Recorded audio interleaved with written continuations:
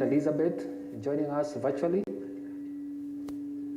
And we also have 2 students joining us virtually, one child from St. George's Girls Nairobi, and another child from Kakuma refugee camp joining us virtually. With us in the room here, we have a representation from the National Council for Children's Services, Mr. Peter Irungu.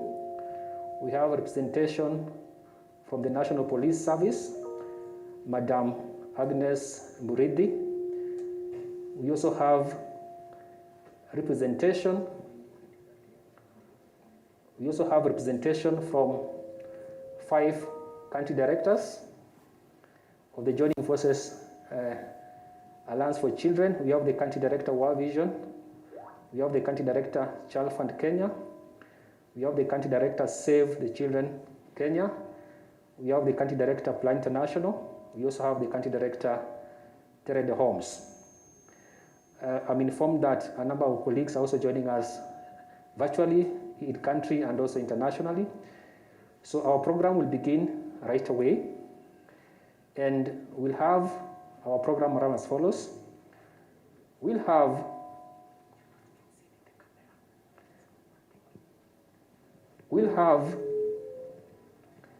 the country director, World Vision Kenya, giving us welcome remarks.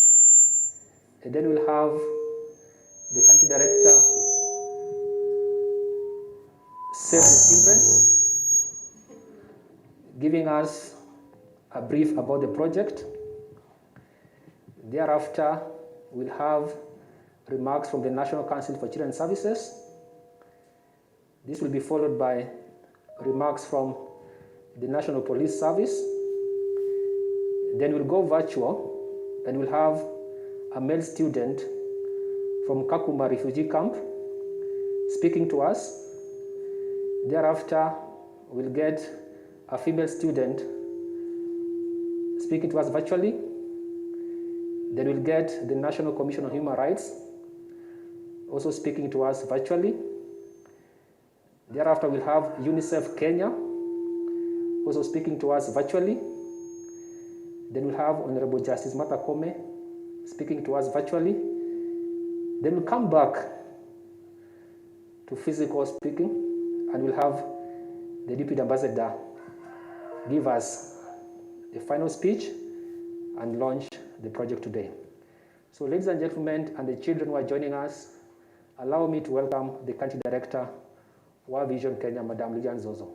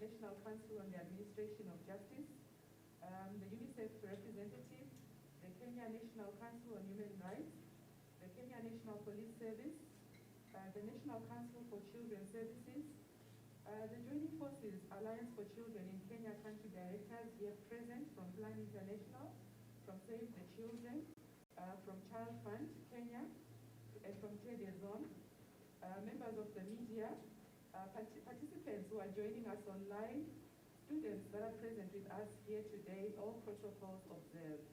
Good morning. It's my pleasure to welcome you all, our guests who are present here in the World Vision premises in Karen this morning, and all our guests who are joining us virtually from various parts of the country. I welcome you all as you join us today to launch the Joining Forces Child Protection Project, which is funded by the European Union.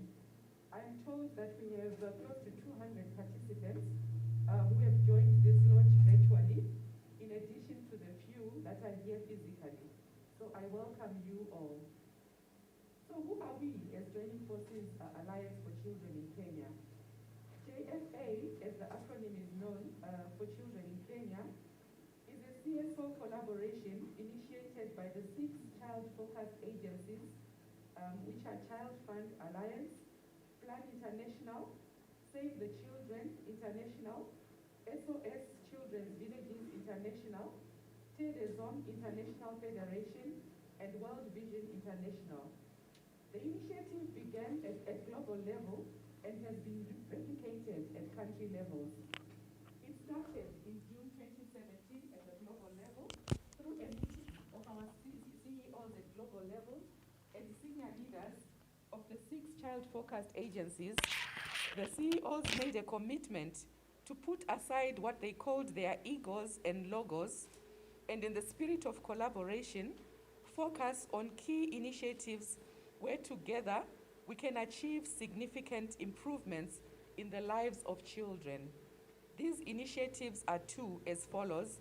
1, joining forces to end violence against children, and 2, joining forces to advance children's rights through a campaign known as Child Rights Now. Now, talking about Joining Forces Alliance in Kenya, the 6 agencies have been working together as an alliance since 2018, and our focus has been in the best interest of the child while strengthening collaboration with various Government of Kenya ministries, departments and agencies, and other partners in ensuring that children's rights are secured and that the principles of the United Nations Convention on the Rights of the Child are upheld. We recognize that for us to make progress towards the progressive realization of children's rights in Kenya, we must all embrace a multi-sectoral approach at the national, county, and community levels. We therefore collaborate with various Government of Kenya ministries, departments, and agencies on specific rights of the child as outlined in Article 53 of the Constitution of Kenya. Today, we have some of the government representatives present, and we thank you all for coming. For other government officials who are joining us virtually, we recognize your presence.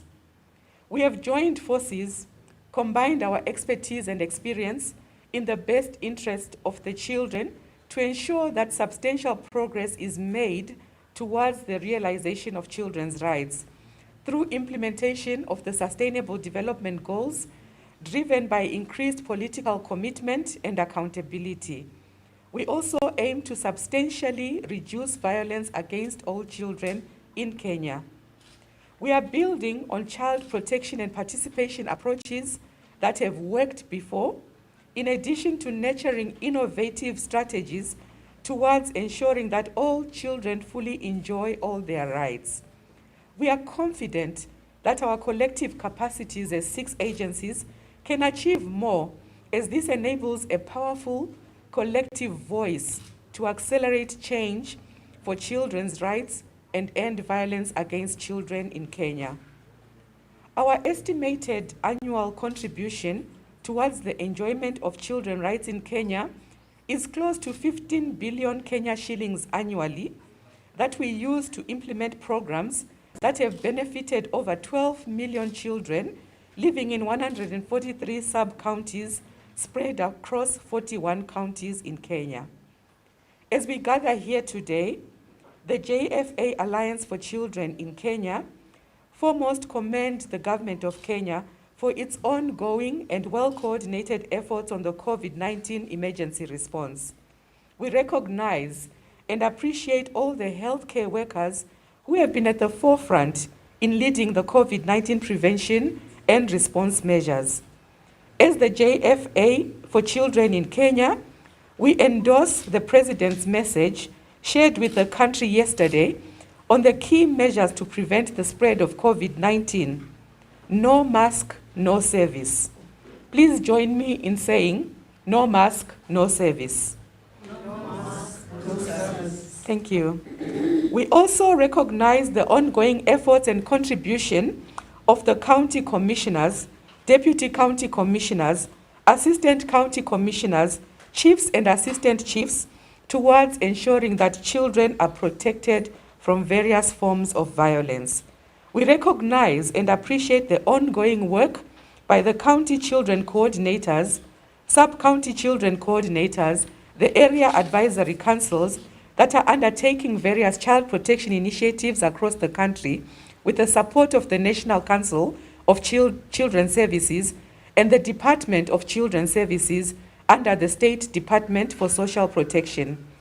Additionally, we recognize the work of the National Police Service, the Office of the Director of Public Prosecution, the Judiciary, the Kenya National Commission on Human Rights, the National Gender and Equality Commission, the National Crime Research Center, and all other government agencies that are involved in working towards a child-friendly justice system in Kenya.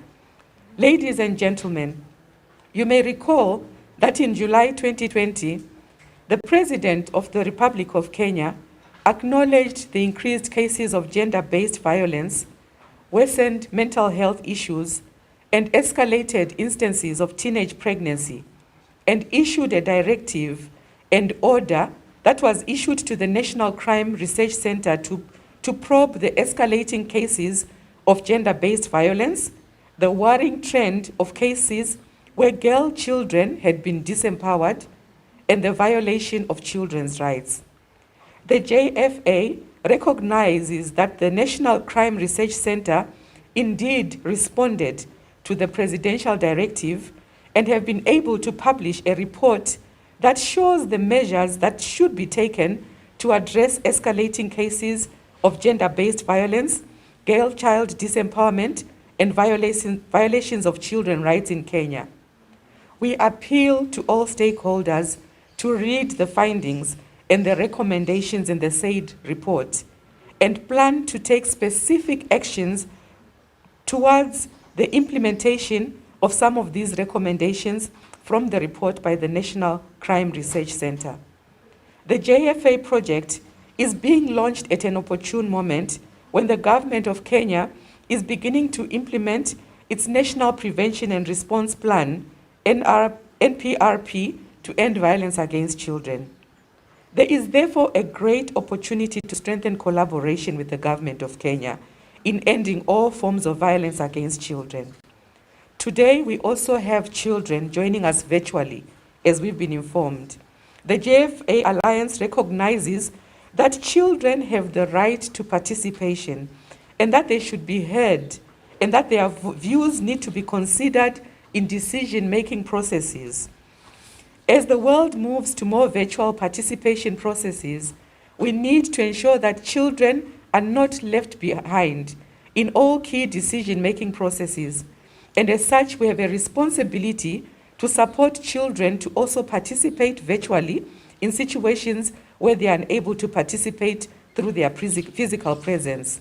This morning, we appeal to all government ministries, departments and agencies, civil society organizations, the private sector, and development partners to prioritize child participation.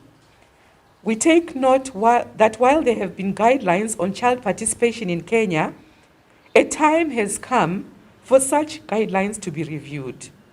Over and above the child participation guidelines, we appeal that the government of Kenya develops a specific policy framework on child participation, which takes into consideration the lessons learned and emerging issues around child participation. I once again welcome you all to this function. We also emphasize the need to strengthen coordination and collaboration among child protection actors in Kenya. As JFA for Children in Kenya, we have been in collaboration with over 100 civil society organizations, especially at community level. We commit to continue strengthening capacities of local civil service organizations in Kenya towards ensuring that the gains made in the child protection sector are sustained. We further commit to strengthen community-based child protection structures such as Nyumba Kumi, community policing, the Area Advisory Council, boards of management of schools, community health units, amongst others. We will continue to work with various government, ministries, departments, and agencies to ensure that all community-based child protection structures and mechanisms in Kenya are strengthened.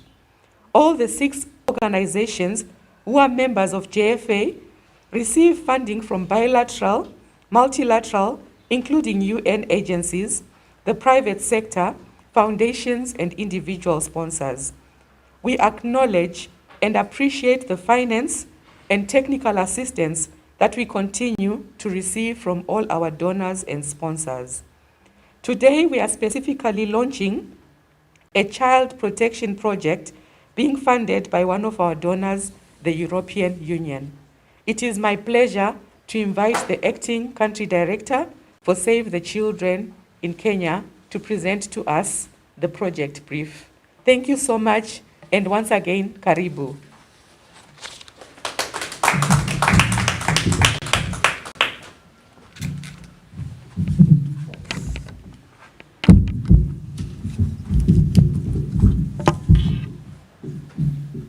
Thank you, Lillian. Deputy Ambassador, European Union Delegation in Kenya, Katrine Heichman. The young people represented online this morning, Poch and Rukaya Mohammed. The Chairperson, Task Force on Children Matters, National Council on Administration of Justice, Honorable Lady Justice Mother Kome. The UNICEF representative, Yoko Kobayashi, Child Protection Specialist. Representative of the National Council for Children's Services, Mr. Peter Irungo. Representative, Kenya National Commission on Human Rights, Dr. Elizabeth Kamundia. Representative, National Police Service, Agnes Mureithi. Fellow country directors present, ladies and gentlemen, good morning.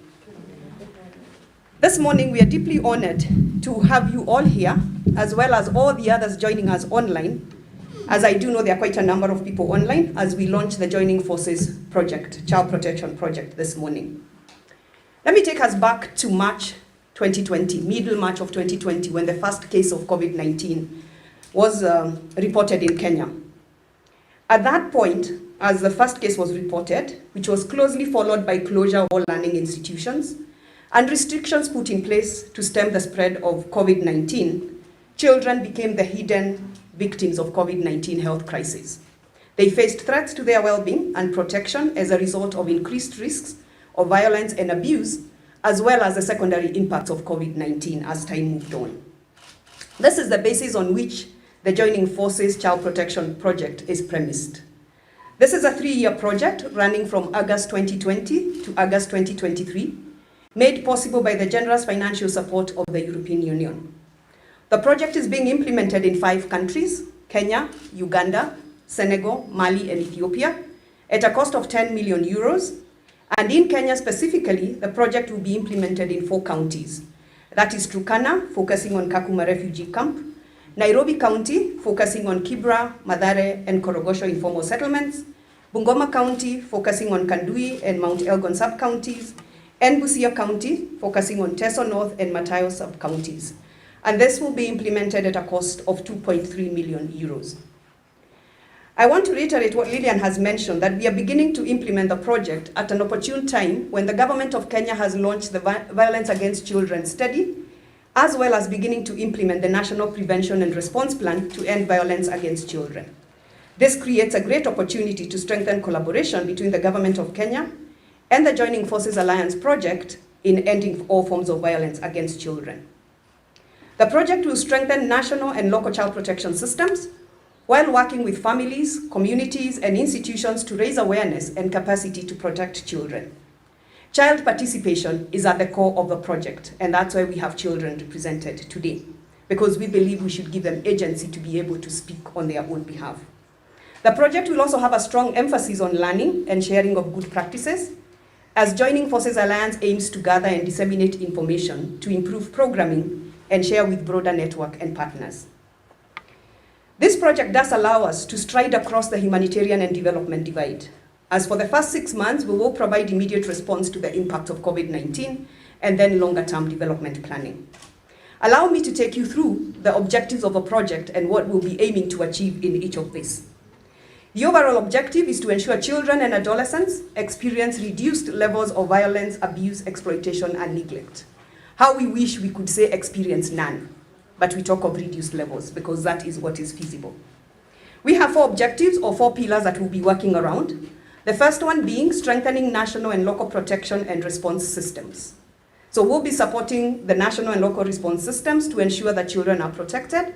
And we will do this through 1, strengthening identification, reporting, and referral mechanisms. So ensuring that the mechanisms are able to identify, report, and refer the cases that come across. Strengthening child protection services so that they're able to cope with the increased demand with COVID-19 related protection issues. And then strengthening specialized services such as helplines and alternative care where they do exist and developing them where they don't. And then working with the national and county government to take measures to protect social services workforce, including budgets for this cadre of staff. That's the first pillar. The second pillar will aim at improving the protection of children wherever they are. They are in families, in schools, in communities, and institutions. And we will achieve this through increasing public awareness of child protection risks associated particularly with COVID-19 and the secondary impacts of COVID-19. So that as we talk about COVID-19, we don't just see the health side of it, but we see the protection side of it and the secondary impacts of this. The second way we are going to improve protection of children is by increasing capacity and skills and support for parents and caregivers to mitigate the child protection risks. This being that caregivers and parents are the first line of defense for the children. And the third one is ensuring community-based child protection systems are functional and actively identifying, reporting, and referring child protection cases. And we'll also work around integrating child protection messaging and support measures in places where children are found, so schools, learning spaces, online learning, just ensuring that we're integrating child protection messaging. The third objective will be to increase the capacity and agency of children themselves to prevent and respond to abuse against them. And how we hope to do this is by providing children with life skills, psychosocial support, as well as peer support through child clubs or groups, so that they are able to support each other and be there to hold each other up. The second way we hope to do this is by having children as active agents of change, so that we don't have children as passive recipients of services, but they are active agents of change in terms of protecting themselves. And then strengthening national child participation. Lillian did allude to child participation is crucial in this project. So looking at how do we give children the agency to be able to speak about the issues that matter to them, to be able to have opportunities to speak to their decision makers and raise the issues they would want budgeted for or planned for. And then finally, I mentioned that there is a great focus on learning. So the fourth bucket is around increasing learning and sharing of knowledge and best practice related to child protection approaches. And we are looking at this both inter-county, so within Kenya, looking at the 4 counties that I've mentioned will be implementing this project, learning from those 4 areas, but also inter-country, looking at the 5 countries that are implementing the project with the same kind of funding. How do we learn from each other? Because the issues that face children are not country specific. They are the same across the countries. So how do we learn from each other? So the 2 ways we will aim to achieve this is 1, establishing monitoring and evaluation mechanisms that particularly emphasize child participation, and secondly, cross-country and cross-county learning exchanges so that we can learn from each other. So as mentioned earlier, we are delighted to be launching this at the point where the government has launched the Violence Against Children study that gives us data and statistics about what we are dealing with, and that is starting to implement the National Prevention and Response Plan to end violence against children, which definitely this project will be contributing to. We do look forward to working together, sharing lessons, and learning how to ensure our children and adolescents experience reduced levels of violence, abuse, exploitation, and neglect. Thank you all.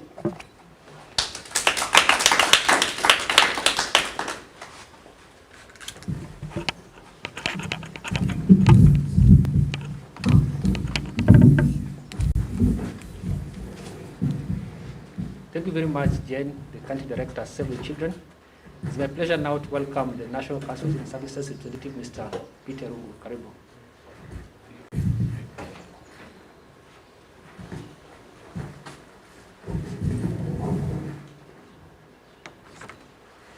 The Deputy Ambassador, UA Delegation,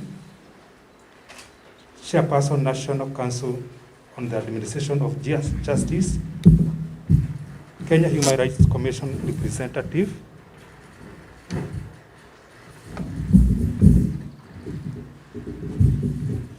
I repeat, Deputy Ambassador of the EU Delegation, the Chairperson, National Council on the Administration of Justice, Kenya Human Rights Commission representative, the children representatives who are joining us online,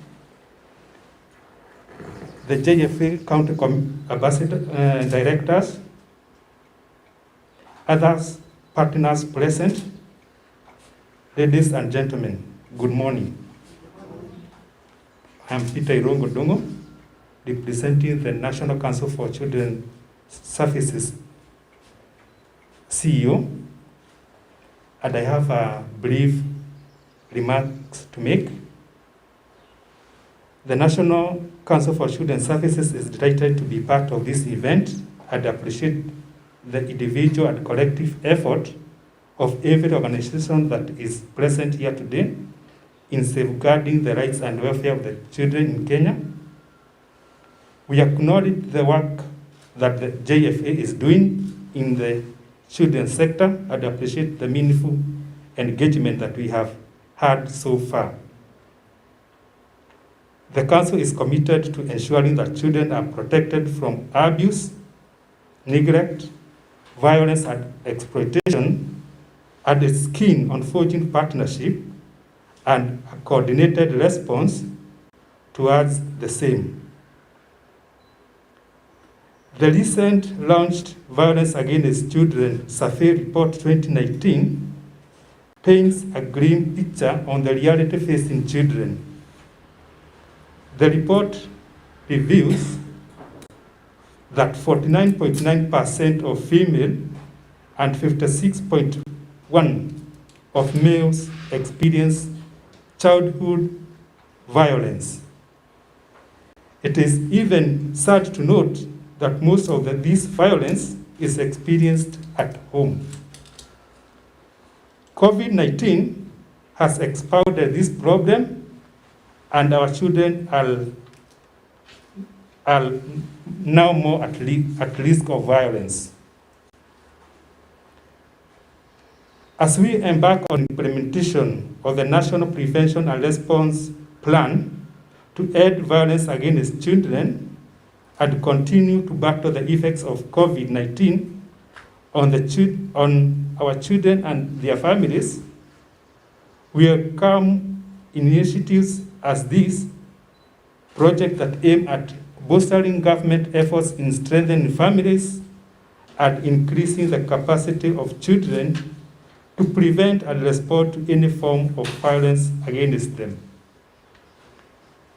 Thank you, JFA, for this noble project.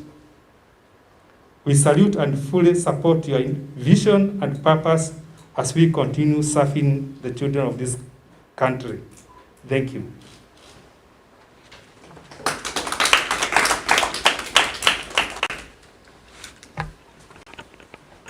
Thank you very much, Bwana Peter Rungu from the National Council of Children's Services. I would like us now to take one moment and look at the screen. And we are seeing ourselves, but you're supposed to see other people.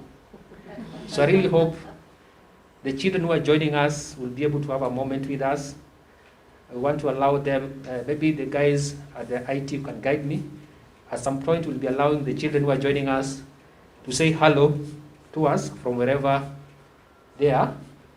However, as you manage that, let me proceed and welcome our representative from the National Police, Madam Agnes Buzeti, to speak to us. Thank you, and karibu, Madam.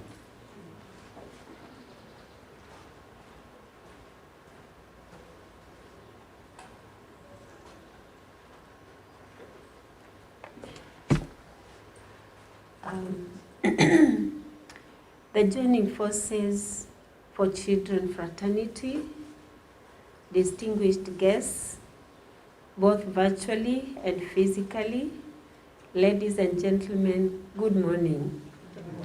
My name is Agnes Moridi from County Headquarters of the Police Service, that is Nairobi County. It gives me great pleasure to share with you my remarks on this very important subject of child protection. The National Police are key stakeholders in ensuring the safety of children throughout the Republic, more so during the period of this pandemic, whereby most children are at home, as the former speakers have already put it right, thereby increasing their vulnerability to domestic abuse. The National Police Service is specifically tasked to establish child help desks in most of our police stations to provide child-friendly services at police stations and ensure that in partnership with NACADA or drug harmful substances are kept away from children. We are also tasked to ensure that arrested children are kept in separate quarters from adults while at the station, and the presence of parent or guardian or advocate during police interviews with children. Under our Constitution, every child has the right to protection from abuse, neglect, harmful cultural practices, all forms of violence, inhumane treatment and punishments from caregivers and parents, and hazardous or exploitative labor.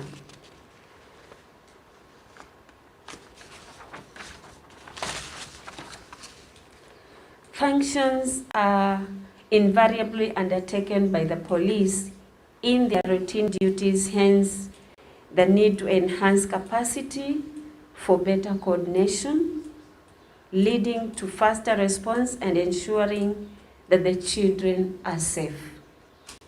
Police officers are usually among the first responders to incidents or emergencies involving children. In order to enhance efficient and effective coordinated response to abuse against children, we find this great initiative both a timely intervention and active opportunity towards the realization of a coordinated approach to prevent child abuse. For proper coordination to be achieved, however, deliberate plans for capacity building among vulnerable groups is mandatory. The National Police Service Gender Desk, present in most of our police stations, is, in our view, a good beginning point. Equipping our officers with the necessary information and bringing on board other stakeholders, even as depicted in this meeting, is key to achieving our joint objective of safety and security for all our children. On behalf of the National Police Service, we do recognize the expertise, financial support that the European Union and other organizations have contributed to secure the future of children within the region, that is Nairobi region. I wish to take this opportunity to thank you and to assure you of our full support during the project implementation period and beyond. Thank you very much for your kind attention. God bless you.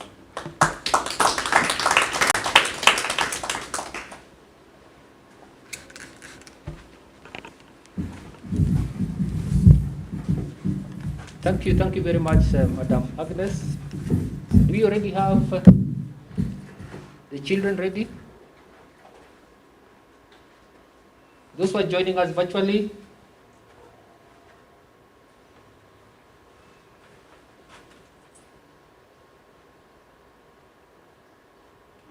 can someone confirm? We want to hear if the children are ready.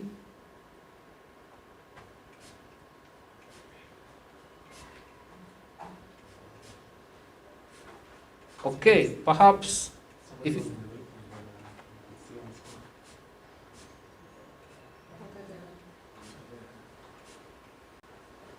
so, we have a group of children who are watching this seated somewhere, and we also have 2 children who are going to speak to us.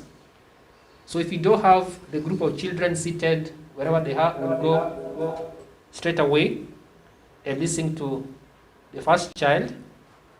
The first child you're seeing on your screen is a leader of children in Kenya. She goes to school in St. George's in Nairobi, but right now she's speaking to us from Malindi at the coast because the schools are closed. So we'll allow her to speak about herself. She will introduce herself, what she does over and above going to school, and then she's going to speak to us. So allow me to welcome Rukia. Can you unmute her and let's allow her to speak to us? Thank you.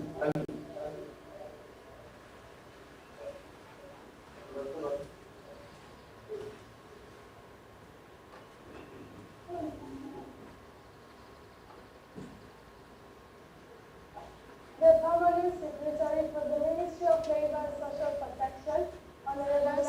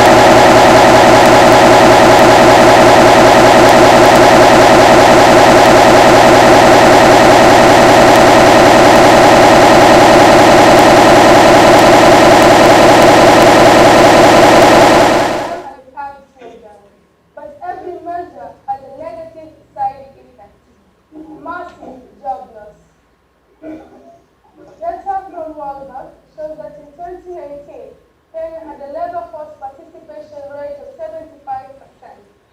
This rate fell to just 56.8% in April 2020. According to the KNBS survey, the percentage of the population in active employment, whether informal or formal, has fallen to 65.3% of men and 48.8% of women. When parents lose income, children have to be involved as human resources for survival. The Employment Act of 2007 and the Children's Act 2001 define a child as a person below the age of 18. The Employment Act at 7 provides for protection of children, including protection from the worst forms of child labor, miscellaneous, boys and girls who are forced by the circumstances to engage in early child labor for a petty wage per day of 100 shillings. The harder the job, the better the pay. Girls' involvement was riskier. Many were lured in the process and led to early pregnancies. June 25th, media reports citing that up to 4,000 adolescent girls visited health facilities for antenatal services in the county of Machakos alone between January and May. This is just one county out of 47, you can imagine. Some parents, due to fear of pregnancy, they opted for an early marriage in exchange of simple dowry. Few goats or cows. A girl child is worth quality education and not dowry. As a remedy, virtual learning was introduced. It's true that internet users raised from 0.7% in 2000 to 87% in 2019. But the financial limitation led to a very low turnout of virtual learning. Thanks to each of the members of the Joining Forces Alliance for Children for individual effort and concern to support the welfare of the children, this alliance is being formed at the highest time of need. I think we need a round of applause for ourselves. With the help of God, the Creator and the Sustainer of the earth and heaven, and in full support of our able government, I am optimistic that this alliance is going to do a lot of wonders in upgrading the standards of living for the children. Kindly bear with me just for a few more minutes as I read my closing remarks. We all need to go back to our schools. It's the only news we students and even parents want to hear. But how are we served in schools? A lot was done, but by my observation from my former primary school, Kojomvu, social distance remains a challenge. We kids are taught sharing is caring. For us, social distance is termed as selfish behavior. Maybe when we grow up, we'll have to adapt. Star, the Sea, and Tononoka have been hit with COVID-19 after resumption and reclosed again, to mention but a few. I thank the President for postponing the full resumptions of schools to January 2021 due to safety precautions. This was our wish turned to reality. It will be unfair if I don't compliment the front health workers and the ministry at large for such a commendable job they are doing despite of PPE's shortage and other resources. Go on, you are our heroes. I address my parting shot to all Kenyans. Kenya is such an amazing, blessed country if we join our hands together and fight against our common enemy, corruption. With those few remarks, I, Rukaya Omar Mohammed, the President for National Children's Assembly, humbly thank you on behalf of all Kenyan children for this opportunity to share a platform with you to launch the Great Alliance. God bless you. God bless Kenya. Thank you. Thank you very much. The tradition normally is when the president has spoken, you may want to rise up and appreciate the president. The president has spoken. We want Rukaya to see us appreciating her. Is that possible? Can you go ahead?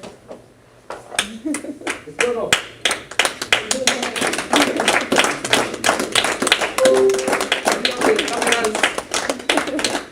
Cameras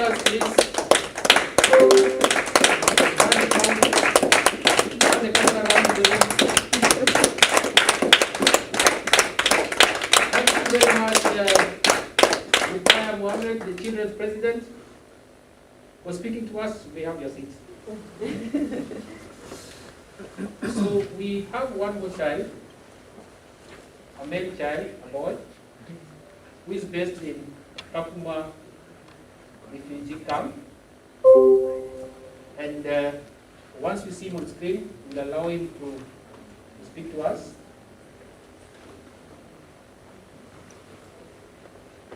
Are we almost there? And perhaps as we wait, let me allow Kate. What did you hear Rukaya say? In 1 minute. The Country Director of Plan International. That's I heard her speak to the incredible work that the health workers are doing. I heard her speak and share her concern about girls who've been married off. We can't hear. I heard her speak about lost livelihood. I heard her speak about the 4,000 girls who are IT, please, there is no sound. No sound, yeah. okay. Are you able to hear us now? Are you able to hear me?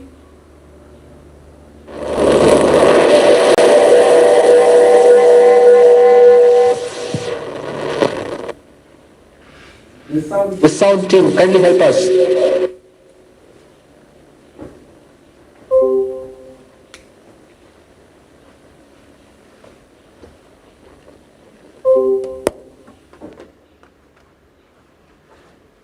Okay. I hope you can hear us now. Yes. Thank you. So let Kate, Country Director of Plan International, conclude. Then we go to Kakuma refugee camp. Yeah, thank you very much. I think she did an incredible job to remind us of how it all started and where we are now and the realities of COVID on children's lives, on the lives of girls. She shared, she demonstrated as a president a very good understanding of how COVID has impacted her fellow children. Girls have gotten married, girls have gotten pregnant, increase in gender-based violence. But she also did a wonderful job in acknowledging the leadership of our president and acknowledging the work that our healthcare workers are doing tirelessly to help us curb this pandemic.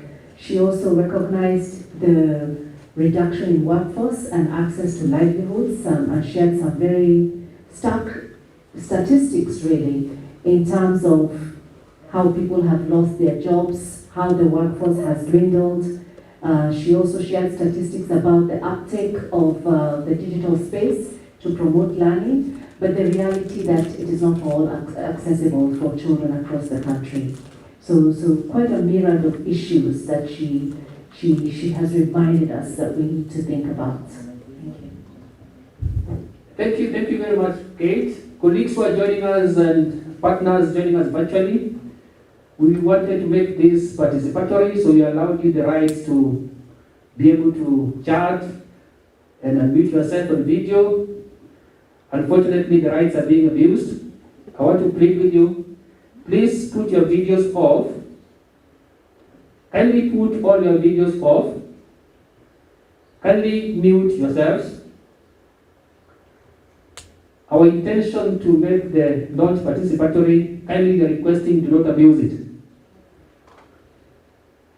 Thank you very much.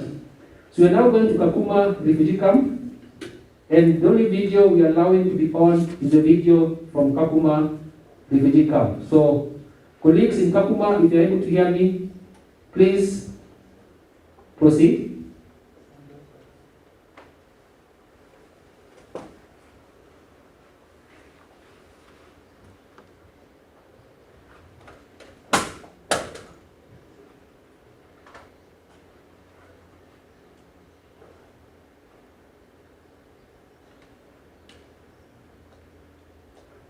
Thank you, and on screen now we have a student from Kakuma refugee camp. Let's welcome him to speak. Thank you for the opportunity, and I wanted to hear me clearly? Well, distinguished guests, Alliance Joint Forces Alliance Country and National.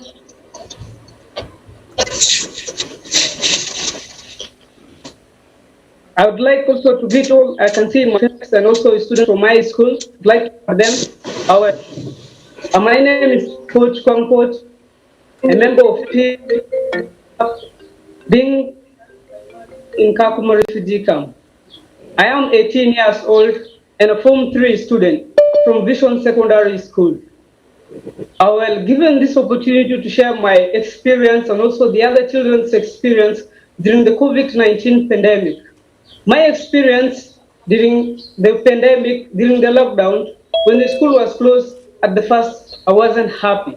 I wasn't happy in that my first term exams this year was cancelled, of which I would have confirmed what I've read and what also I'm about to bring in. But then after a while, I say to myself, it is okay, I would be fine. And of course, how hard is staying at home be? But then after a while, the reality of the situation started to sink in. Now, the situation, the act of staying at home wore off and I started to struggle.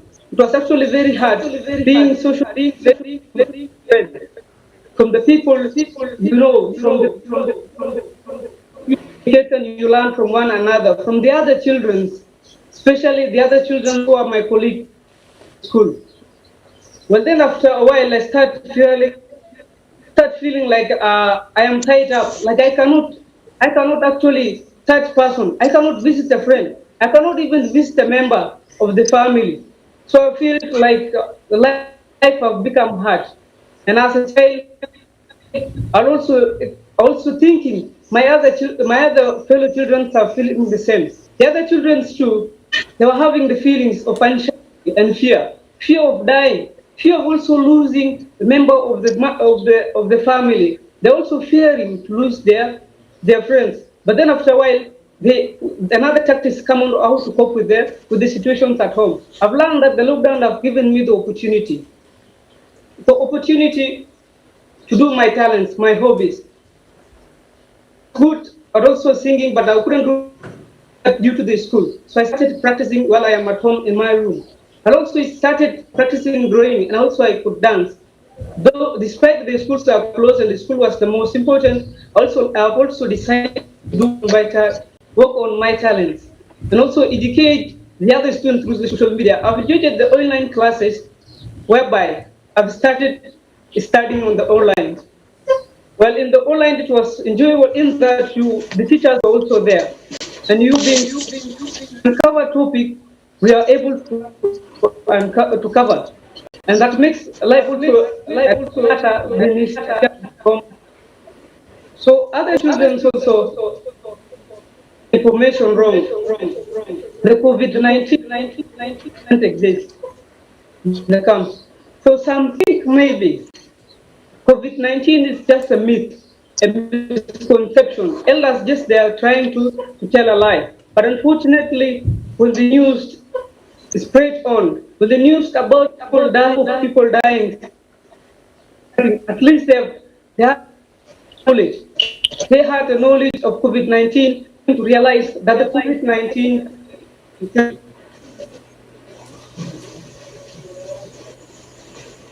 so while children it's become violence. Children experience violence at the hands of they trust the most. And people whom they trust the most, such people are the guardians, parents sometimes, elder persons, also the brother and sister who are elder than them. The children are being beaten in the intentions of correcting them and disciplining them. But the beating results in the physical injury, mental illness of a child. A child may even run mad because a child will be intimidated, and that lowering the self-esteem of a child.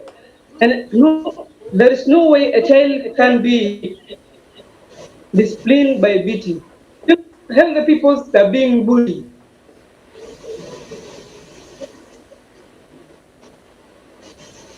Being bullied to the child. Every everyone worldwide should be aware of the child's right. Everyone should be aware of children's right.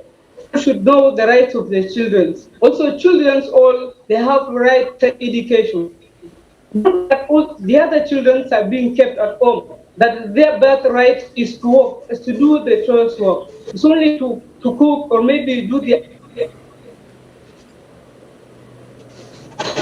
outros, or to do anything you feel like to do. And children's opinion also should be put in consideration. Sometimes people maybe elders only give the right decision, but also children did. Children also does.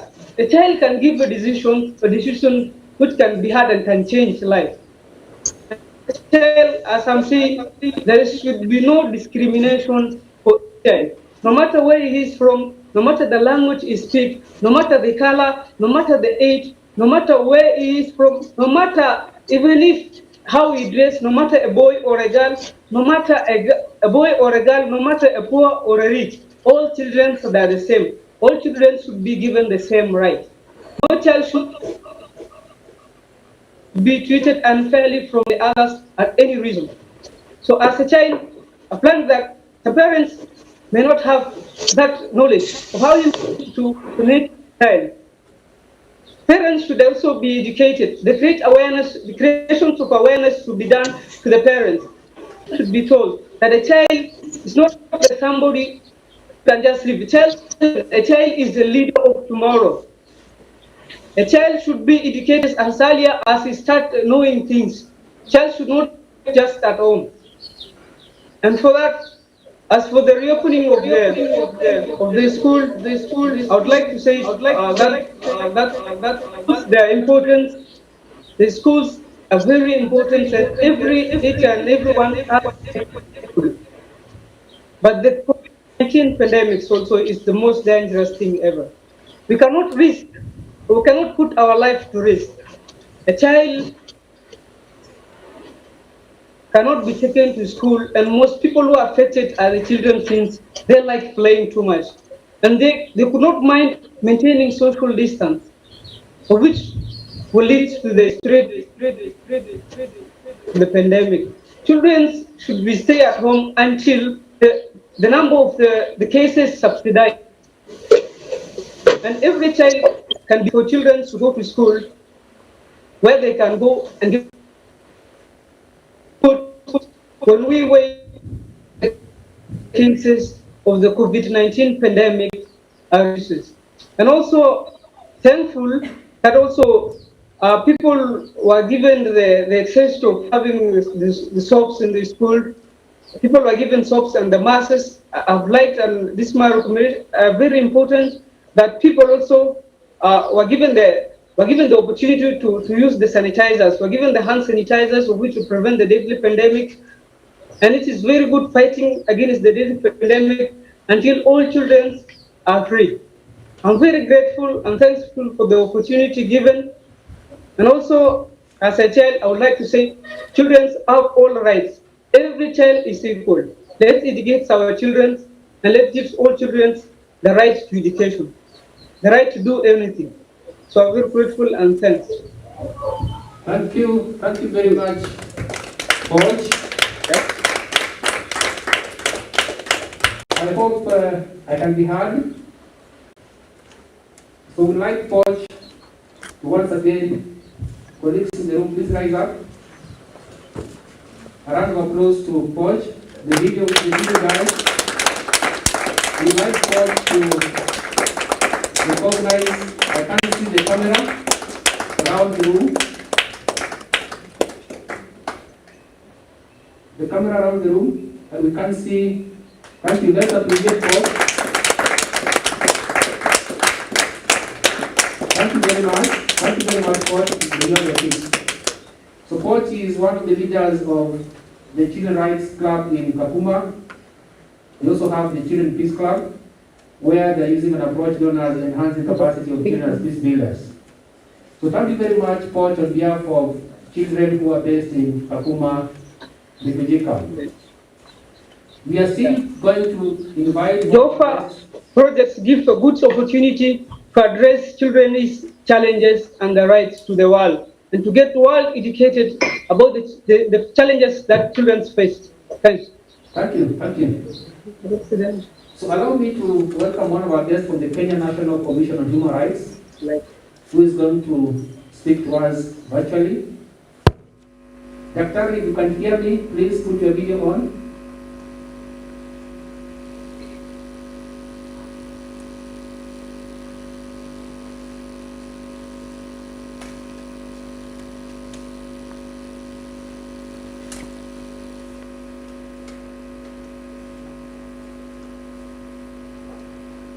And as we do this, you notice we have had 2 children so far speaking to us virtually. So thank you.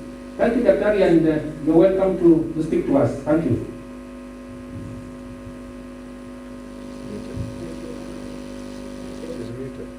Can you unmute yourself? Unmute yourself. Distinguished ladies and gentlemen, all protocols observed, good morning. I am Elizabeth Kamundia, Assistant Director at the Kenya National Commission on Human Rights. I would like to share these remarks on behalf of my CEO, Dr. Bernard Mogesa, who is not able to join us in this launch today owing to other work requirements. The Kenya National Commission on Human Rights, KNCHR, is a constitutional commission established under Article 59 of the Constitution of Kenya and made operational through the Kenya National Commission on Human Rights Act of 2011. The role of KNCHR is twofold. The Commission is a watchdog over the area of human rights and freedoms, which is the protection mandate, and the Commission also acts as an advisor to state and private institutions, which is the promotion mandate. Furthermore, the functions of the KNCHR are enumerated under Section 8 of its constituting act to include, among others, monitoring, auditing, investigating, and reporting on the observance of human rights in all spheres of life in the Republic of Kenya. The Commission has the power, on its own initiative or on the basis of complaints, to investigate alleged abuses of human rights and to research relevant matters in respect of human rights and make recommendations to improve the functioning of state organs.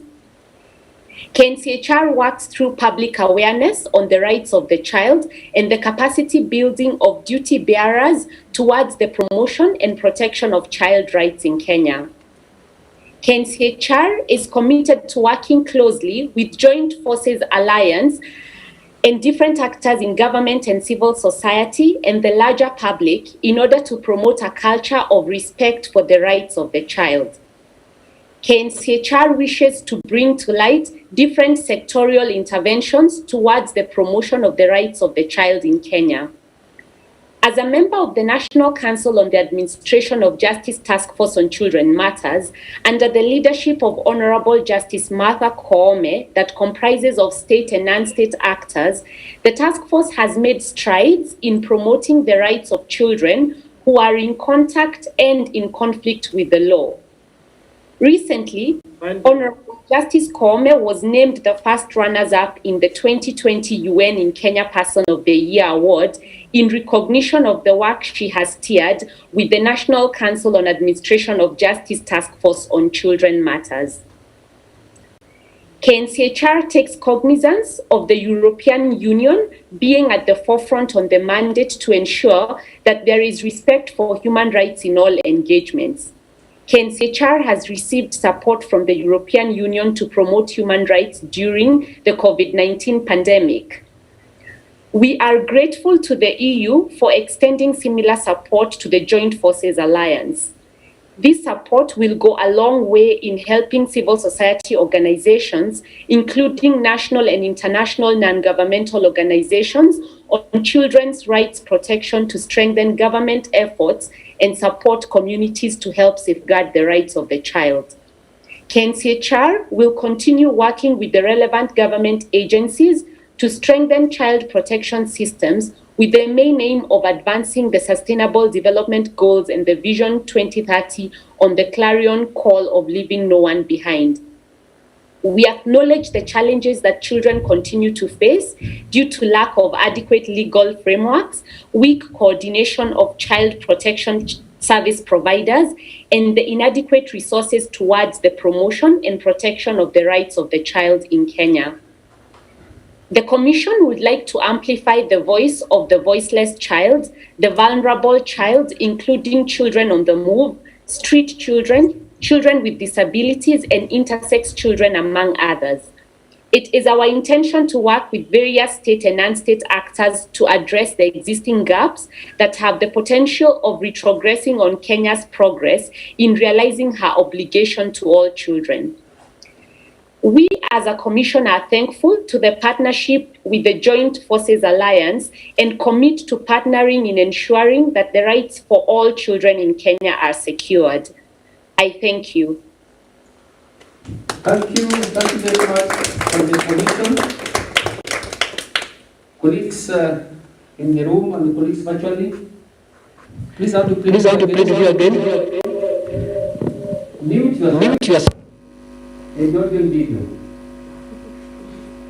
I'm pleading with you to mute yourselves and don't be on video. We would like to disable all of you from. I hope you heard me. So once again, thank you from the Commission for speaking to us, and we are equally committed to strengthen the partnership in the interest of children in this country. Just in case you joined us when we started, we are in World Vision Current Complex. We are a few of us in the room. We have representation from the National Council of Children's Services. Bwana Peter Irungu is out here. We have representation from the National Police Service, Nairobi County. Madam Agnes is with us here. And as we know, Nairobi County is where is one of the counties where this project is being implemented, and we are equally committed to work with the National Police in strengthening the ongoing work in Nairobi County. We also have with us the country directors of Plan International, Save the Children, Child Fund, Terry Homes, and World Vision Kenya. And we also have our honorable guest today, the Deputy Ambassador for the EU delegation in Kenya. Virtually, we have been joined by two students. One is the student's president, Rukaya, who spoke to us already from the coast. Then we have Poch, who spoke to us from Kakuma, refugee camp. We also have other children who are watching us and listening to us. We have children in Bungoma who are gathered somewhere listening to us. We also have children in Nairobi gathered listening to us. So because of technology, we still want to appeal that child participation is possible and that children have equal rights just as adults to participation. So it's important that we enable children to participate virtually the same way adults are participating virtually. We'd like to welcome our representative from UNICEF Kenya office. If you can hear me, Madam Yoko, are you able to hear me?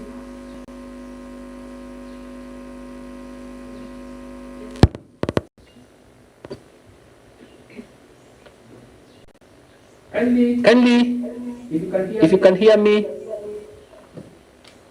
please proceed on video. And you're welcome to speak to us. Thank you.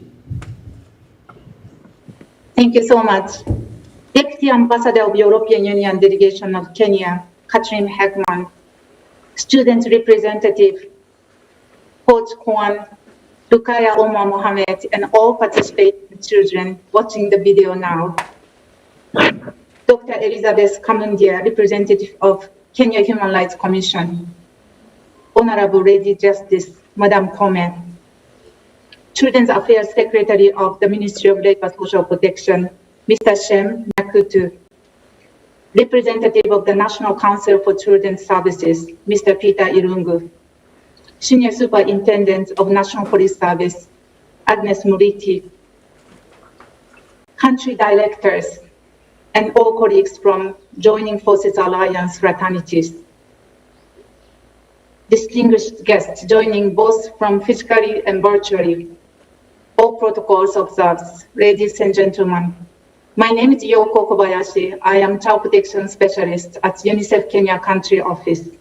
On behalf of UNICEF, I am so delighted to be together with you for this important occasion of launching the Child Protection Project by the Joining Forces Alliance in Kenya, protecting children from violence during the COVID-19 crisis and beyond.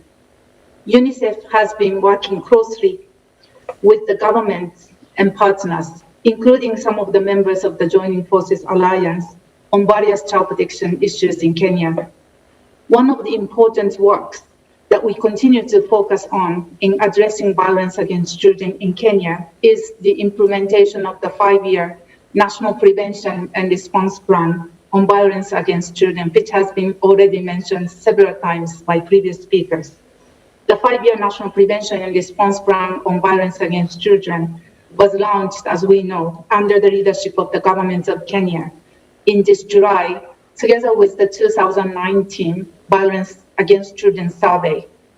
The National Prevention and Response Plan on Violence Against Children really provides us with a solid ground to continue to collaborate to address violence against children in Kenya.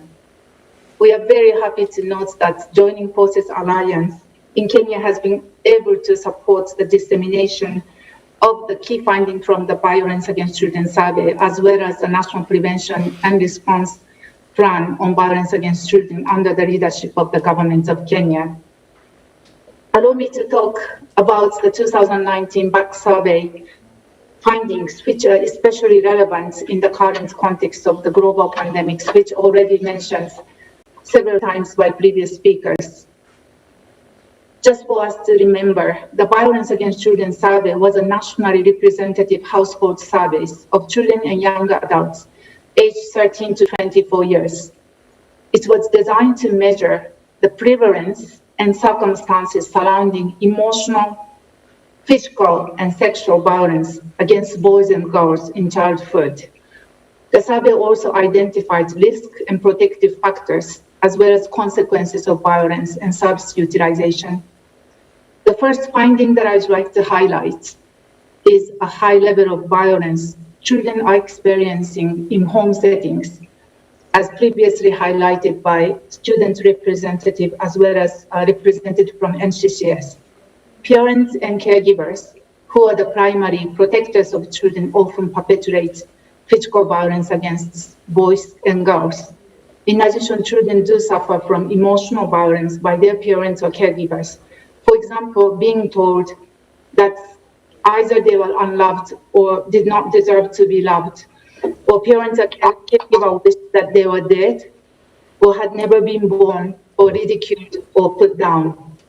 The prevalence of violent discipline, including corporate punishment and psychological aggression, was also found to be high, affecting almost half of the girls and boys. In addition, and most importantly, witnessing violence in the home in childhood was also found to be equally common, affecting similarly more than half of children. Then, key finding that I'd like to highlight is a high level of acceptance or normalization of violence against children and women that the survey has revealed. Some adolescents and young people interviewed agreed that corporate punishment by parents is necessary. Close to half of them justified wife beating by a husband under certain circumstances. A high level of tolerance, acceptance of violence due to exposure to violence, however, does not protect children and young people from negative impacts of violence, of course. The survey revealed mental distress and suicidal ideation are higher among survivors of childhood violence compared to their counterparts who did not experience violence. While emotional violence is often not visible, the severe impacts of emotional violence on mental health condition among child survivors of violence was highlighted. Lastly, one of the most worrisome findings of the Violence Against Children survey 2019 was the indication of an intergenerational cycle of violence in Kenya. Witnessing violence at home in childhood is significantly associated with violence, victimization in childhood, as well as in young adulthood.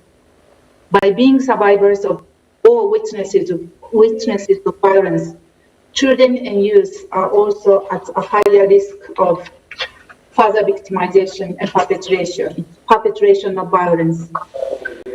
This is because children often carry forward the impact of violence they experience in childhood to their own relationships. This intergenerational cycle of violence must stop now, not only to protect children of today, but also future generations to come in Kenya. Based on these key findings and globally available evidence-based strategies, the National Plan of Violence, National Prevention and Response Plan on Violence Against Children is anchored in 6 strategic areas. Let me just highlight these 6 strategic areas because they complement each other and they are all critical. Firstly, laws and policies to effectively implement them to protect children from violence. Secondly, family support and economic strengthening to promote positive parenting strategies, practices, and economic strengthening aimed at reducing violence in the home environment. Thirdly, education and life skills to promote and strengthening a safe and enabling school environment and life skills training for children. There has been a lot of talk about child participation and their own agency. This third strategic area speaks to that. Fourth, community interventions addressing norms and values to promote norms and values that support non-violence, positive and gender equitable relationship with and for children. Fifth, response and support services to improve access to quality health services, social welfare services, and justice for all children. And lastly, coordination to improve mechanisms to prevent and respond to violence against children in Kenya. Previous speakers also spoke about the importance of multi-sectoral coordination to address violence against children. In July, together with the Ministry of Labor and Social Protection, UNICEF also launched the campaign to end violence against children called Spot It, Stop It. Spot It, Stop It is a public behavior change campaign that aims to raise awareness on violence against children and persuade people to take actions to prevent as well as to stop violence against children. The campaign informs people on what constitutes violence against children, its forms, its perpetrators, how to prevent them, where and how to report cases when it happens. The aim is really to create a movement at community level, especially in high-risk counties, to protect children from violence. It also aims to empower children to recognize and report violence against themselves when they witness or they suffer. The significance of collaboration among all of us to reach out to as many children, families, and communities cannot be emphasized. No one organization can do this alone. We look forward to further discussing how best we can collaborate on implementation of the National Prevention and Response Plan on Violence Against Children. Once again, we would like to congratulate the Joining Forces Alliance to launch the Child Protection Project with the support of the European Union today. We look forward to our continued collaboration for protection of children in Kenya from all forms of violence. I thank you. Thank you very much, UNICEF representative. Thank you for speaking to us, and it's our commitment from our end to continue the collaboration and partnership to prevent violence against children. Thank you very much. We'd like now to welcome Honorable Judge, Justice Martha Koome. If you can hear us. Honorable Justice Martha Koome.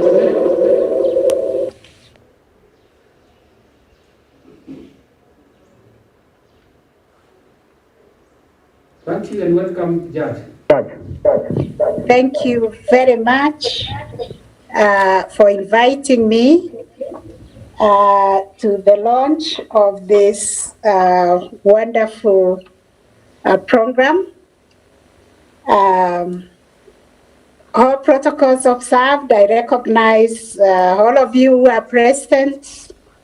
The acting ambassador to the EU, Excellency, I recognize you. My colleagues in the public sector and the NGOs, country directors, dear children, and all distinguished participants at the launch of this program. Allow me to bring you greetings from the National Council on the Administration of Justice Special Task Force on Children Matters, and to wish you all the best as you implement this awesome project that will touch the lives of many vulnerable children.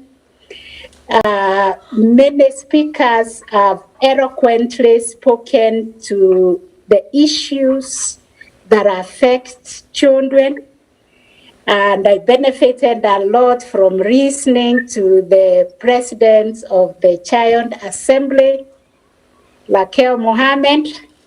I can see a great advocate there for children matters. I'm not worried when I retire, there will be ample candidates to fill in my shoes. I congratulate her for her excellent speech, and also my son from Kakuma, who spoke eloquently about child participation and involvement of children during this period of COVID, and also spoken to the brighter side, the silver lining we find after the COVID when children are at home. We hold them a duty to protect them from all forms of violence, and also to encourage them to realize their other potentials and their other talents. Like he said, he is now practicing his talents in dancing and in drawing. That's very, very inspiring. I'm very, very happy about the launch of Joining Forces Alliance for Children Against Violence. And I'm very, very grateful to the European Union for finding it fit to support this wonderful project that brings very, very serious actors together to work together to eliminate violence against children, to encourage the families and support families so that they are the first line of protection, to build communities that understand that they have a role to play in the life of a child, and to ensure that the child is protected, the child goes to school, and the child can realize their full potentials.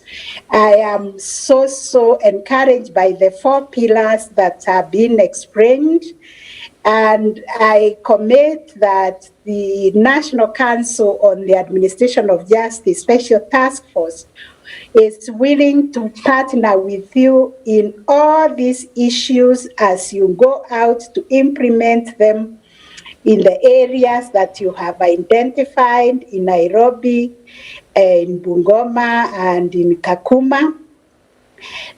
We would like to encourage you to ensure that children get justice. In all those areas, you will find that children will always come into conflict or contact with the law as victims. So please work with the court users committees in those areas to ensure that cases that affect children are well investigated, especially the escalating cases of violence against children. We've had the commitment by the National Police that they are the first line responders and they are willing to cooperate. This is what we have been asking for as the task force throughout, because even the task force itself is a coalition of all the actors in the administration of justice, because it was realized that we have to coordinate ourselves and work together, because it doesn't matter how well organized you are as one agency. Even if the judiciary and everything to ensure that cases are well handled, unless we have the cooperation from the police who carry out investigations, we will get nowhere. Unless we have the cooperation from the Office of the Director of Public Prosecution, who do the prosecutions, we will get nowhere. Unless we have the cooperation from the Children's Services, we will get nowhere, because we cannot even understand the child who is before us. We need background, social reports. We also need the probation. We need the NGOs that give legal aid to the children. So having realized that we have to work together, we are happy now. The key child protection agencies, non-state agencies have also realized they have to work together, because at the end of the day, we are serving one child.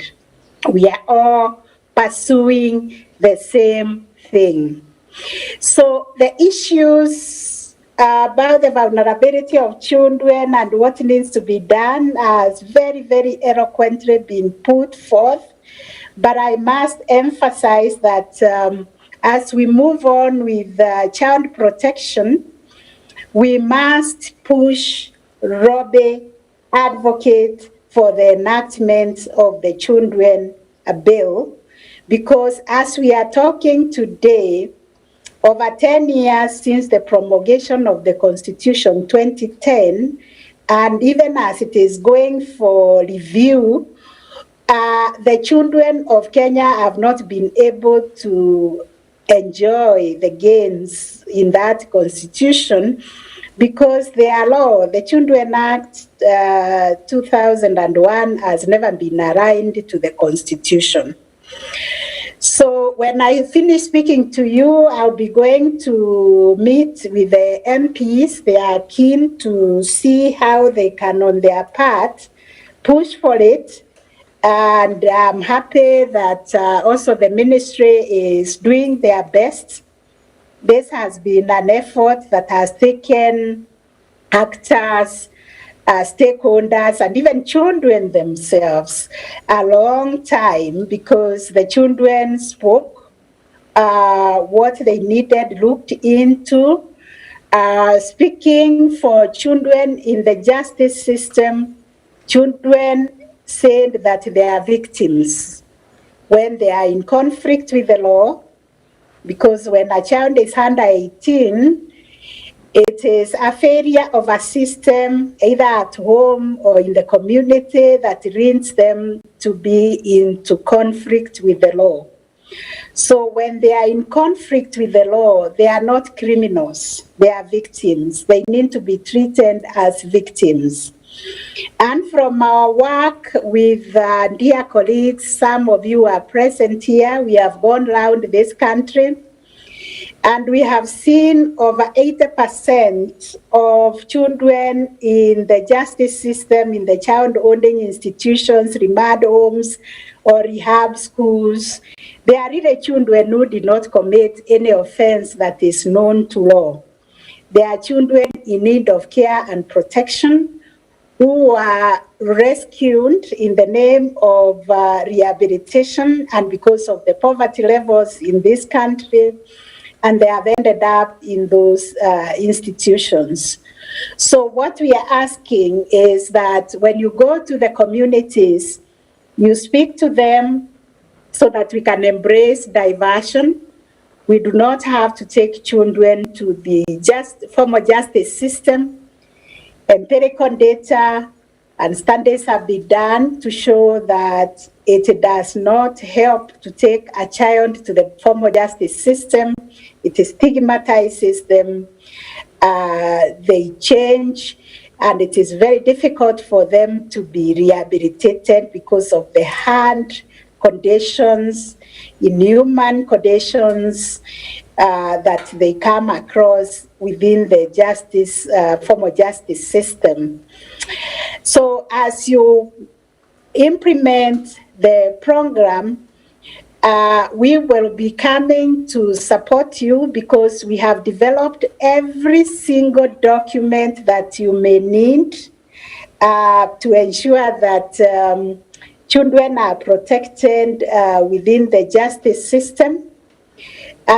These are the documents that you will roll out for the protection and care. We have developed actually over 1,000 pages of documents on child protection. And we are very, very happy that you're working together, and through you, we can also reach out to so many vulnerable children and communities to educate them that it is the responsibility of the family, of the community to offer protection to children. All the speakers have spoken to the escalating spike in cases of child abuse during this COVID, and they have all emphasized that children are born the greatest brunt of the COVID-19 pandemic. When it reared its ugly end in Kenya in mid-March, children stopped going to school, and we have seen the number of violence, the escalating cases of child abuse, the worst forms of abuse, child pregnancy, and I'm happy the government has stood firmly in support of protection, child protection, and put in even a policy that is going to go hand in hand with this wonderful, wholesome project of Joining Forces Alliance for Children Against Violence. So this is really an opportune time for all of us to join this bandwagon and work together so that as we move to the counties, we ensure that the police, and I was so happy with the remarks from the representative from the National Police, Senior Sergeant, Superintendent of Police, Agnes Mureithi, that the police will ensure that those reporting desks are functional. Child protection units within the police stations have been a challenge because our children are being remanded in the same remand rooms with handouts. So we are also very happy with the child protection unit within the DCI that has been responding very, very quickly whenever there is a case of child abuse, and that is the kind of cooperation that we've been riding on. Very great goodwill from the Kenya National Commission on Human Rights, who have the mandate of ensuring that the entire gamut of human rights, not only of adults, but even children, are protected. So the greatest advantage of this program is that it will be reaching out to the counties, it will be reaching out to the families, especially the smallest unit that we are trying to nurture, which is Nyumba Kumi, so that you can empower them on how to check on the cases of all our children, to have a case management systems in place for each unit in the community so that we keep tab on every child because every child matters. Thank you, all of you, for inviting the National Council on the Administration of Justice to speak to this launch.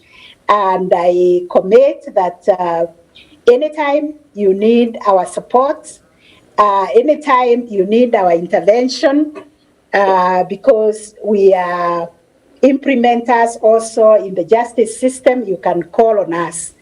I wish you all the best, and I congratulate everybody who has been involved in this initiative. Thank you very much, and God bless you. Many thanks, Mother Kua. I think we need to stand out and give her a round of applause, but also congratulate her for the recent Gifted Prize that she got. She has been in this country, and we are happy, Judge, for your work, that many people are looking up to you, and hopefully you're not retiring soon. Because you need your services, and thank you for your commitment that you have given, that you are always there for us as an organization and as a country. Can we clap for our judge? Thank you very much for it. In the same breath, I'm honored to invite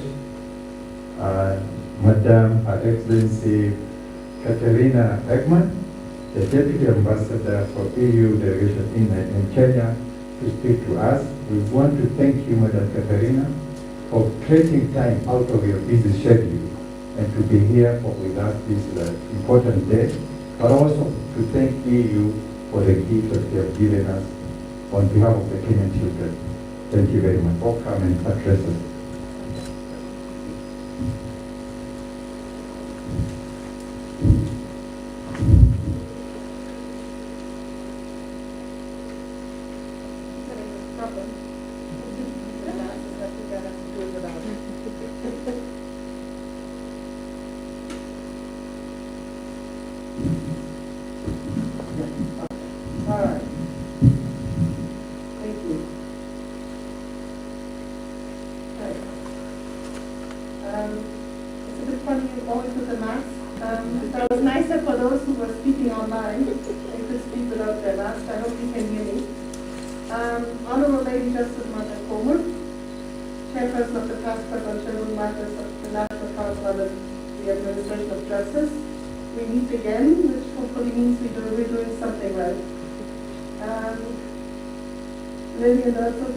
Country Director World Vision Kenya,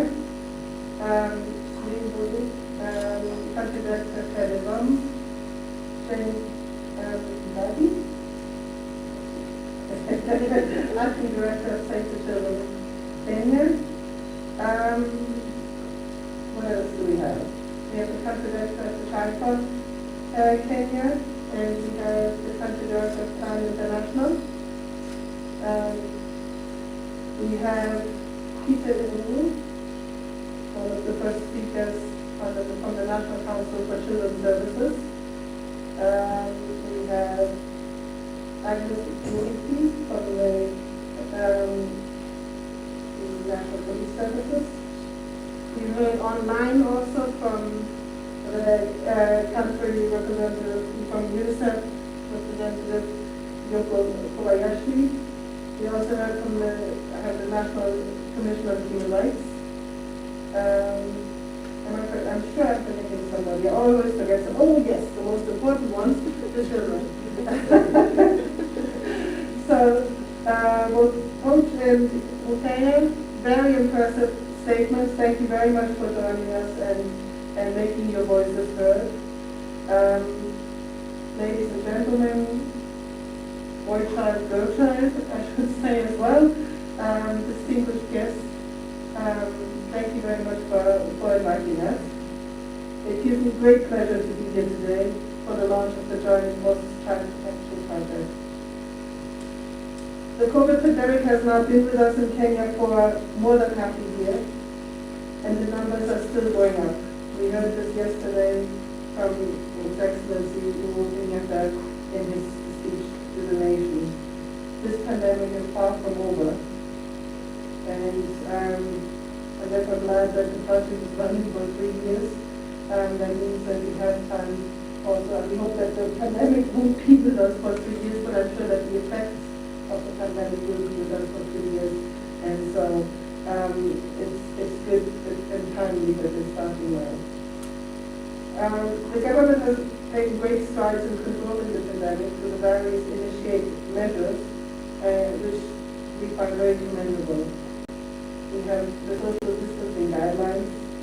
We have cash transfer programs for the vulnerable. And I think my ambassador is actually doing that this afternoon in another part of the town.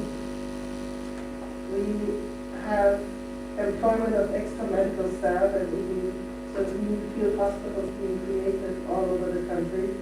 The provision of PPEs for medical staff. The various legislations to aid the government, tax relief, tax bracket expansion, and other measures. We have the masks that we're all wearing, no mask no service.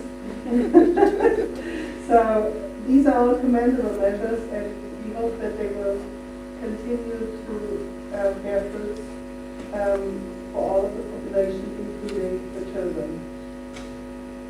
Only yesterday we heard from His Excellency the new measures put in place to curb the spread of the pandemic. However, children are the hidden victims of this pandemic. In the beginning, we kept talking about, oh, it doesn't affect children. But if you're looking at the daily figures that the Ministry of Health is showing, the indirect effects, you're seeing that the children are getting sick and sometimes, unfortunately, even dying of this pandemic. They're facing, though, much more of the hidden threats, facing threats of their well-being and protection as a result of the increased risks of violence and abuse. Moreover, it became also clear that due to the COVID-19 measures, gender-based violence and teenage pregnancies are on the rise, and we heard about that from the other speakers. The EU takes the right of the child very seriously, and we consider it a human rights priority. Support to children's rights is critical under the EU's Human Rights and Democracy Action Plan. Furthermore, in 2017, the EU adopted EU guidelines on the promotion and protection of the rights of the child, Leave No Child Behind. These guidelines ask, you could say require, the EU to focus in particular on the most marginalized children and the strengthening of child protection systems, and not just in the EU, but actually more importantly, outside the EU, in all the countries where we act. These aims fit well with what this project wants to accomplish. The Joining Forces Alliance for Children were invited by the European Commission to submit a proposal that would address the needs of children in terms of child protection, with a particular emphasis on child participation and consultation during the COVID-19 crisis and beyond. As a result, through the European Instrument for Democracy and Human Rights, the EU granted the multi-country Joining Forces for Africa project, protecting children during the COVID-19 crisis and beyond, 10 million euro. The project seeks to reduce the levels of violence, abuse, exploitation, and neglect experienced by children and adolescents in Senegal, Kenya, Mali, Ethiopia, and Uganda over a period of 3 years. The project is designed to respond rapidly to the global COVID-19 pandemic emergency. Across the 5 countries, more than 700,000 children, 23,000 parents and caregivers, 3,000 child protection service providers, and nearly 3,000 education actors are involved. Indirectly, 2.5 million children from 0 to 17 years of age and 9.8 million adults will be impacted by the project. That's quite impressive. In Kenya, 2.3 million euro has been allocated to the Joining Forces Alliance for Children in Kenya, and 78,210 children will be involved as direct project beneficiaries. In addition, 13,125 parents and caregivers and more than 1,000 government officials will be involved directly in the project implementation. The project implementation in Kenya requires close engagement and coordination with the government agencies that have a responsibility concerning children matters, including the National Council for Children's Services, the Department of Children's Services, the Kenya National Commission on Human Rights, and the National Council on the Administration of Justice's Task Force on Children Matters. And therefore it's good to see that all of them got to make their voices heard today. The project is being launched at an opportune moment when the government of Kenya is beginning to implement its national prevention and response plan to end violence against children. This presents a great opportunity for the Joining Forces Alliance for Children to feed into this process and collaborate with the government on that. And while we are still in the middle of the pandemic, the government will be looking at how to recover from this crisis. And we very much would like to stress and encourage highlight the importance that all actors, including the government, include the rights and needs of children as part of the socioeconomic recovery strategy and link it with the National Prevention and Response Plan. I'm also aware that the preparation of the government of Kenya's budget for the financial year 2021-2022 is already underway. Here as well, it is important to put more focus on sustained, predictable public funding on programs that will contribute to the progressive realization of children's rights in Kenya. The same holds for our own plans. Within the EU, the new financial programming for the next 7 years for development cooperation all over the world is currently underway. We promise you that we will take due consideration of these challenges through the mainstreaming and rights-based approach in our future cooperation programs here in Kenya and all over the world. As I conclude, I would like to thank you for all the efforts you have put in to date, and I wish you much success in the implementation of this project. I've been very struck today by various statements that have been made. I was a bit saddened to hear that the sharing is caring is coming out of fashion, and I very much hope that you continue to keep that statement dear to you and find other ways to share and care, and remember that when this pandemic is over. I'm also glad to hear that children are using this opportunity to develop their talents in other ways, because as you rightly said, these are the child leaders of tomorrow. Finally, I congratulate all of you present, all of you who are virtually present, on your efforts to date. I look forward to seeing concrete results in the coming years. I'll be here for another 3 years, so I'll be here for the time that this project runs, so I very much hope to see more results. I thank you all, Asante Sana, and I also have been asked to now declare this program to be officially launched. Thank you very much. Komesa Korona.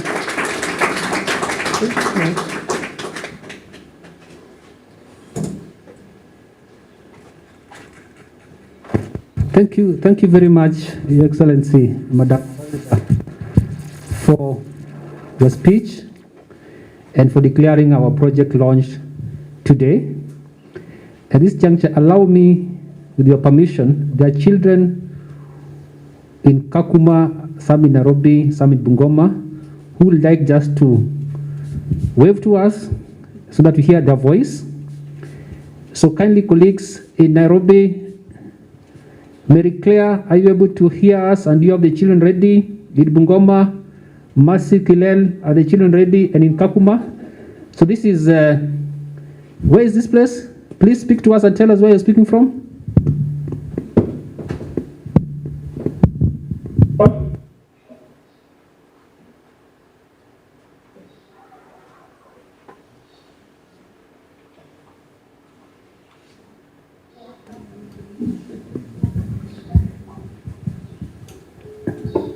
Go ahead, sir. Yes, this is Kakuma. My name is Oyugi. Anthony, working for World Vision within the Kakuma refugee camp. And with me here are students from Vision Secondary School. They would wish to say Jambo. Please, everybody, just hello.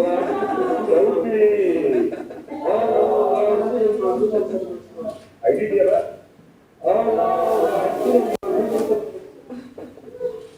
Thank you. We are glad to be part of the launch today.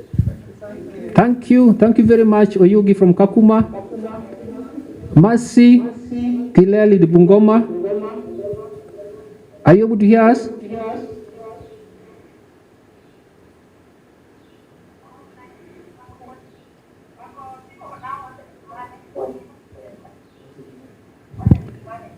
Okay.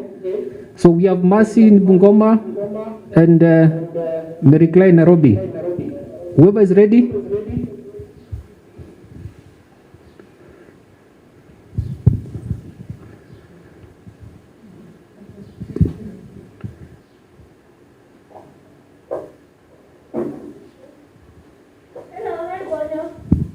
Please proceed.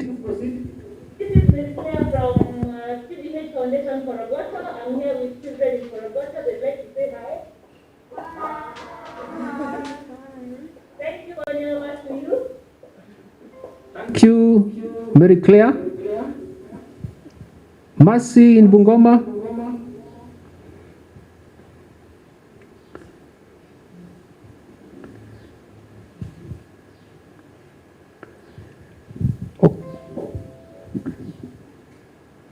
Mercy Kilel, are you able to hear us?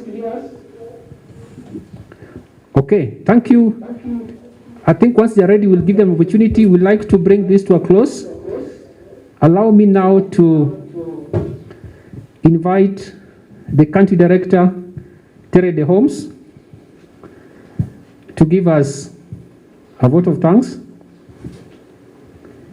And thereafter, we'll have a moment of photo session, and I'll guide you on how we're going to take the photos. Thank you, and welcome, Madam Celine. Thank you very much, Bonio. Honorable Catherine Hageman, Deputy Ambassador, European Delegation in Kenya. Honorable Lady Justice Martha Koome, Task Force on Children Matter, National Council on the Administration of Justice. Yoko Bayachi from UNICEF, Child Protection Specialist. Mr. Peter Irungu, representative of the National Council for Children's Services. Dr. Elizabeth Kamundia, National Commission on Human Rights. And Agnes Muruthi, Superintendent of Police, National Police Services. Fellow country directors, all protocols observed, our most valued invited guests, ladies and gentlemen, present here with us today or remotely. My name is Celine Bodi, Country Director for TDH in Kenya, and I hope you have all enjoyed the launch of the Joining Forces Child Protection Project organized for you today. It's my privilege to have been asked to propose a vote of thanks on this occasion. So first, a big thank you to all participants here today for your efforts towards protecting children from violence during COVID-19 crisis and beyond. I must mention our deep thanks of appreciation for Rukaya and Poch for their witnessing of how COVID-19 has impacted their lives and increased existing risks for children in Kenya. But also demonstrating their extraordinary optimism and strength, their willingness to participate and contribute to change. We are all inspired by their great words. We would also wish to express our gratitude to the European Union, represented here by Deputy Ambassador, for its generous financial support and for reminding us how children are the hidden victims of this crisis. I also extend my thanks to World Vision team here for hosting this event today. Ladies and gentlemen, once again, I want to state that we are all most grateful to all speakers on this stage. We thank you for being with us this morning. It has been a great pleasure. Thank you everyone for your time being here today. We are also grateful for this opportunity. Have a great afternoon. Thank you, Madam Celine. I'm reminded that most participants virtually were not able to see all our guests. So allow me to ask some of our guests to come to the front so that they know who is here. They'll be interested to really see you. So I'll start with the National Council of Children and the National Police. I'll be able to mention who they are. Then I'll ask the country directors also to come. So the video, please, for the colleagues on the field. I'm sure you saw those who are virtually, but I think they might have spoken a bit earlier. So on my right, the lady you see on the screen now is Madam Agnes Mureithi, the National Police Service, Senior Superintendent of Police, responsible for Gender and Child Protection Matters, Nairobi County. Thank you, Madam, and thank you for coming. Thank you very much. The video next is Peter Irungu, representing the National Council for Children's Services. Thank you, and this is one of our critical partners in this project. Thank you, sir. We have your seats. Can I ask the country directors to come to the front?